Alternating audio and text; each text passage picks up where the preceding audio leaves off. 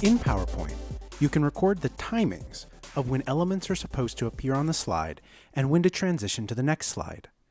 These timings will enable a PowerPoint to run automatically or to be exported as a video while keeping the animated elements and slide transitions in sync with any audio being delivered.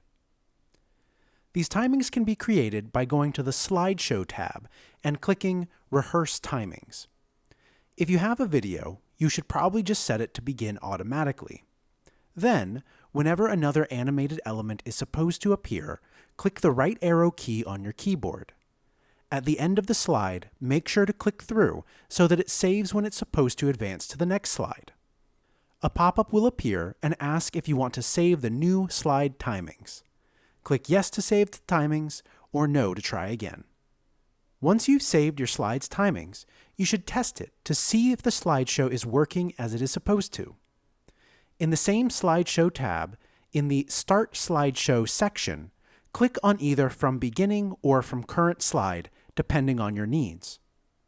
Your PowerPoint should now run on its own, including advancing all the way through to the final black screen. If you're working with a group, each member can follow these steps to time their individual slides, and then the group can compile the slides later on. Since slide timings are saved per slide, the compiled slides should all still function and create one final slideshow that will automatically run when presented or exported as a video. However, it's always best to test the entire final slideshow before submitting or exporting.